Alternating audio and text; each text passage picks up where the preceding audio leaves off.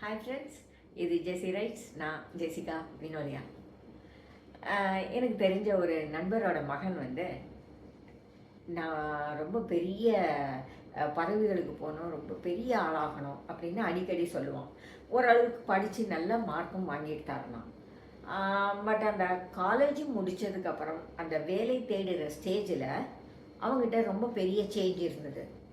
நம்ம அவங்ககிட்ட உட்காந்து பேசினோன்னா, நான் அவ்வளோ பெரிய ஆளாவேன், இவ்வளோ பெரிய ஆளாவேன், பெருசாக ஒரு வீடு கட்டுவேன், எங்கள் அப்பா அம்மாவை நான் அதில் குடி வைப்பேன், எனக்கு தோட்டம் வேணும் அப்படின்னெல்லாம் நிறைய விஷயங்கள் சொல்லுவோம். சரி, அதுக்காக நீ என்ன முயற்சிகள் எடுத்திருக்க அப்படின்னு கேட்டோன்னா, நான் வேலை தேடிக்கிட்டு தான் இருக்கேன், இன்னும் கிடைக்கல அப்படின்னு சொல்லுவான். அவனை பார்த்தீங்கன்னா காலையில் 11 மணி வரைக்கும் தூங்குவான். எந்திரிச்சு நிதானமாக கிளம்பி எங்கேயாவது போவான். அவன் ஃப்ரெண்ட்ஸ் கிட்ட பேசுவான், யாருக்கிட்டையாவது போய் உட்காந்துருப்பான், இப்படி பண்ணிட்டு இருப்பான். அப்போ நான் ஒரு நாள் கேட்டேன், உன்னுடைய கனவுகளுக்கான உழைப்பு உங்ககிட்ட இல்லையே, தயாரிப்பு ப்ரிப்பரேஷன் உங்ககிட்ட இல்லையே அப்படின்னு. அப்போ அவங்க அப்பா அம்மா சொன்னாங்க, இதுதான் எங்களோட பிரச்சனையும். அவன் பெருசாக கனவு காண்றானே ஒழிய அதுக்கு உழைப்பு தேவைங்கிறத அவன் புரிஞ்சிக்கவே இல்லை அப்படின்னு. அவன் ஓரளவுக்கு வசதியான வீடாக இருந்ததுனால அவன் எந்த கஷ்டங்களையும் அவன் லைஃப்பில் பார்க்கல. அதனால அவன் என்ன நினச்சிட்டான், படுத்து சொப்பனம் கண்டுக்கிட்டே இருந்தால் எல்லாம் ஒரு நாள் கிடைக்கும் அப்படின்னு. உண்மையில் ஒவ்வொரு இலக்குகளுக்கும் நாம் நிறைய உழைக்க வேண்டியிருக்கு. ஜெயித்தவங்க எல்லார் பின்னாடியும் ஒரு பெரிய போராட்ட கதை இருக்குது இல்லையா? அப்படின்னா கனவு கண்டால் மட்டும் காணாது. வெறும் கனவுகளை வச்சு நம்மளால் என்ன செய்ய முடியும்?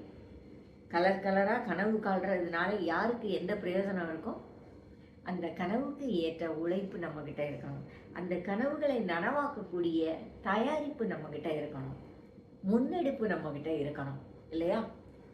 இன்றைக்கு இருக்கிற இளைஞர்களானாலும் சரி, அல்லது இல்லத்தரசிகளானாலும் சரி, உங்களோட வாழ்க்கையில் உங்களுக்குன்னு ஒரு அம்பிஷன் இருக்குது, உங்களுக்குன்னு ஒரு கனவு இருக்குது அப்படின்னா அதை நிறைவேற்றுறதுக்கான ப்ராக்டிக்கல் ரூட் என்னன்னு பாருங்கள். அதுக்கான உங்கள் உழைப்பை போடுங்க, அதுக்கான தயாரிப்புகளை செய்யுங்க. கனவு காண்றது தப்பு இல்லை, ஆனால் அந்த கனவுகளுக்கான நம்ம உழைப்பும் சேர்ந்தால் மட்டும்தான் கனவுகள் நனவாகும். இல்லையானா கனவுகள் வெறும் கனவாகவே நின்று போயிடும். நாம் மற்றவங்களை பார்த்து அவன் ஜெயிச்சிட்டான் பாருங்க, இவன் ஜெயிச்சிட்டான் பாருங்க, நான் மட்டும் இப்படியே இருக்கேன் அப்படின்னு புலம்பிக்கிட்டே இருக்க வேண்டி வரும். ஆகையினால கனவு காண்றது தப்பு இல்லை. நீங்கள் உங்களுக்கு விருப்பப்பட்ட கனவுகளை எல்லாம் காணுங்க. அதுக்கு ஏற்ற மாதிரி நீங்கள் உங்கள் உழைப்பை போடுங்க. நீங்கள் ஜெயிக்கிறதுக்கான பாதையை நீங்கள் ரெடி பண்ணுங்க. அதுக்கு தேவையான எல்லா முயற்சிகளையும் செய்யுங்க. உங்கள் முயற்சிகள், உங்கள் கடின உழைப்பு தான் உங்களுடைய கனவை நனவாக்கிறதுக்கு உங்களுக்கு உதவியாக இருக்கும்.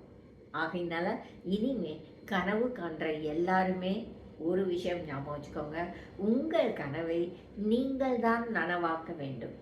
அதை வேறு யாரும் உங்களுக்கு செஞ்சு கொண்டு வந்து கையில் கொடுக்க மாட்டாங்க. அது உங்கள் கனவு, அது உங்கள் ஆசை. அதை நிறைவேற்ற நீங்கள் தான் வேலை செய்யணும். மறந்துடாதீங்க.